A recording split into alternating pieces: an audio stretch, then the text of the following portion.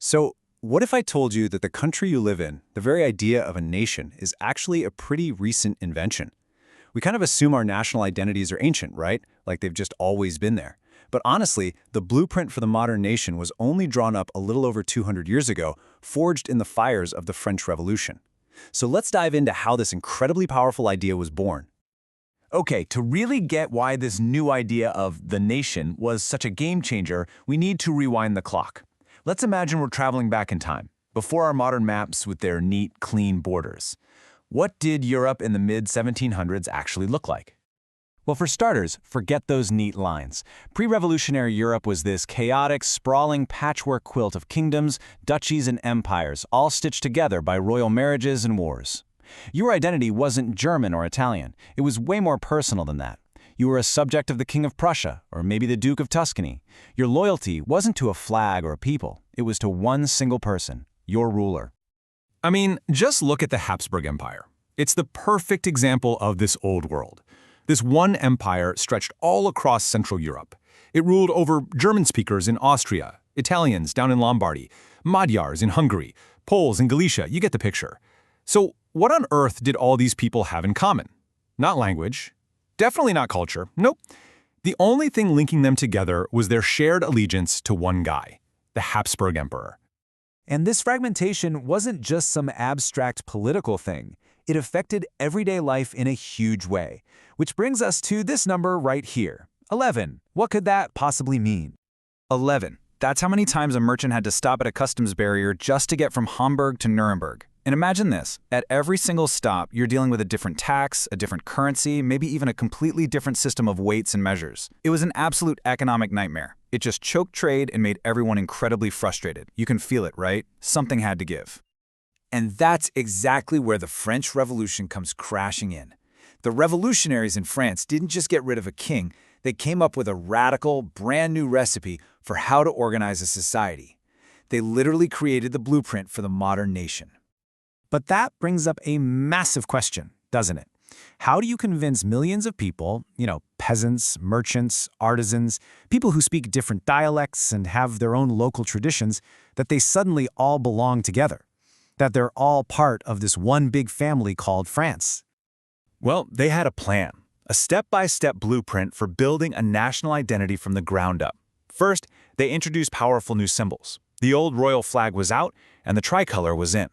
Then came these new, electrifying ideas like la patrie, the fatherland, and le citoyen, the citizen, someone who belongs to the nation, not to a king.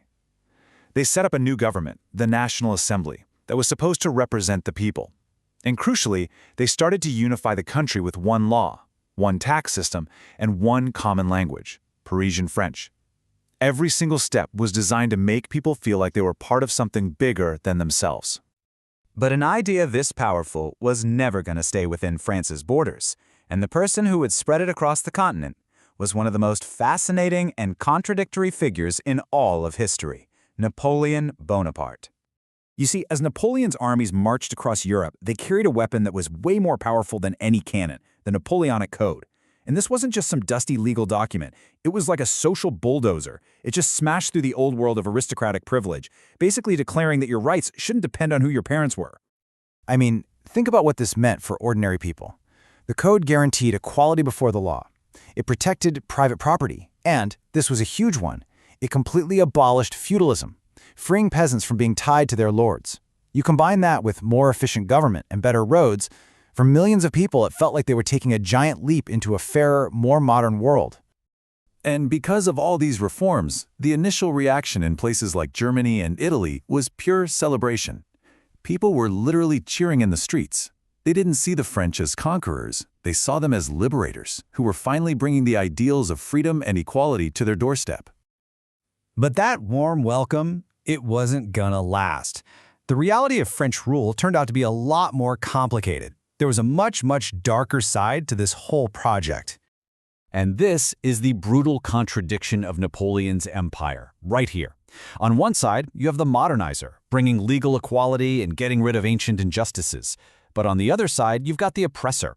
There were crushing taxes to pay for France's never-ending wars, strict censorship that stamped out any dissent, and maybe the most hated thing of all, Young men from all over Europe were forced into the French army to go fight and die for their conquerors. So, very quickly, that amazing feeling of liberation just curdled into the bitter reality of occupation.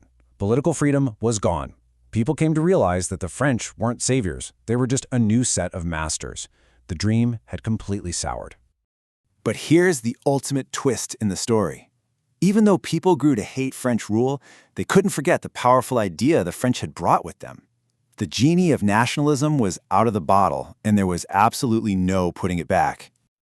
The very same weapons France had used to create its own identity, a common language, a shared history, that burning desire for self-rule, were now being picked up by others and turned right back against the French.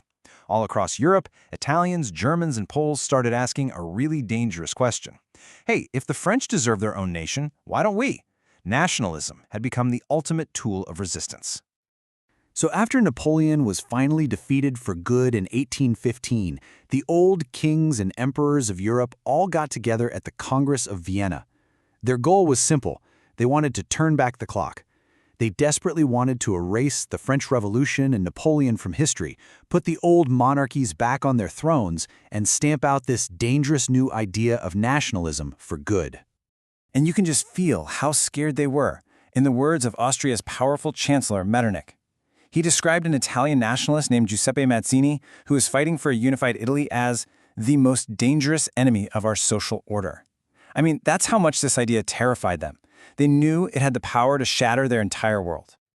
But it was too late. The 19th century just exploded in a whole series of nationalist revolutions, creating new countries like Italy and Germany and completely redrawing the map of Europe.